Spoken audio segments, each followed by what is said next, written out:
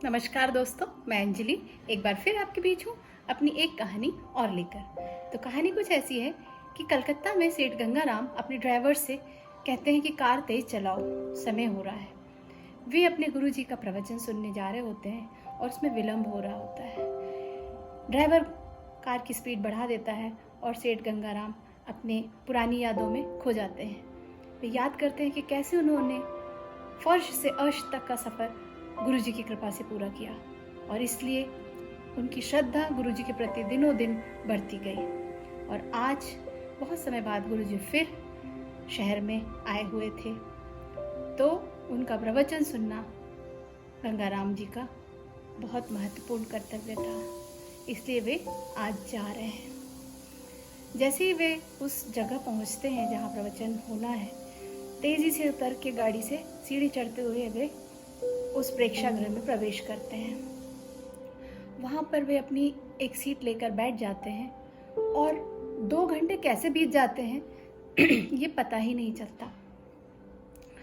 गुरुजी मानवता पर उस दिन प्रवचन दे रहे होते हैं और साथ साथ में धर्म ग्रंथों का समावेश करके वे इतने खूबसूरती से अपनी बात कहते हैं कि श्रोता मंत्रमुग्ध होकर सुनते रह जाते हैं।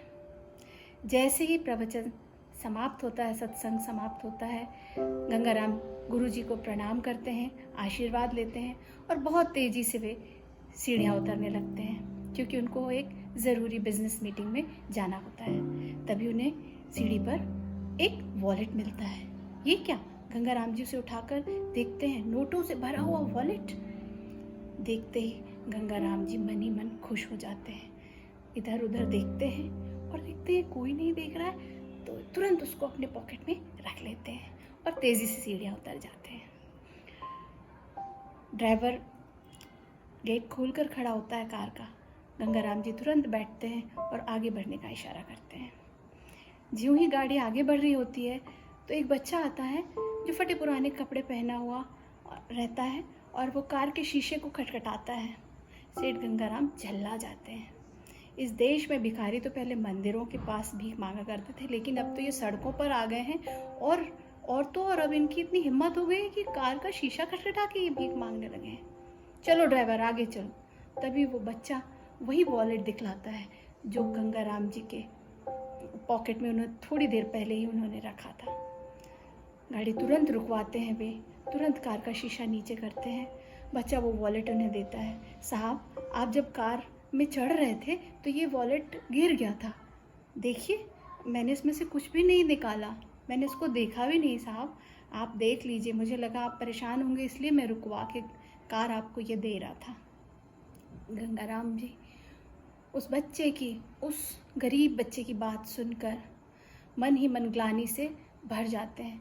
उन्हें शर्म आती है अपने ऊपर और अपनी ग्लानि को, अपनी शर्म को कम करने के लिए वे अपने पॉकेट से 100 रुपये का एक नोट निकाल कर उस बच्चे को देते हैं। बेटा, इससे तुम अपने लिए कुछ खरीद लेना। और ड्राइवर से गाड़ी आगे बढ़ाने को कहते हैं। गाड़ी ज्यों ही आगे बढ़ती है, गंगाराम तुरंत उस वॉलेट को खोलते हैं और फिर सर्च करते हैं। उसमें विजिटिंग कार्ड्स मिलते हैं, एक जैसे कई, जिससे पता चलता है कि ये वॉलेट के मालिक के ही कार्ड्स हैं। उससे में दिए गए फ़ोन नंबर पर वे तुरंत कांटेक्ट करते हैं और पता चलता है कि वो व्यक्ति बहुत परेशान था उस वॉलेट के गुमने से। तुरंत वे उसे अपना एड्रेस देते हैं जहाँ से वो व्यक्ति उस वॉलेट को कलेक्ट कर सकता है और चैन की सांस लेते हैं। जी हाँ दोस्तों, ये बात सही है कि अच्छाई से मिलने वाले सुकून की बराबरी और कोई चीज़ नहीं कर सकती। और जो भी अच्छी बातें हैं, ज़रूरी नहीं है कि हमेशा किसी बड़ी और उच्च कोटि के जगहों पर ही हमें मिले। जो भी ज्ञान है, कई बार बहुत छोटी छोटी जगहों पर छोटे छोटे लोगों से भी हमें प्राप्त हो जाता है। सीखने की इच्छा यदि हम में है तो हम उसको सीख सकते हैं। अगर आपको कहानी पसंद आई हो तो ज़रूर इसे सब्सक्राइब करें और शेयर करें, क्योंकि अच्छी बातें समाज में दूर दूर तक फैलनी चाहिए और बुरी बातें वहीं ख़त्म हो जानी चाहिए जहाँ से वे शुरू होती हैं। Thank you.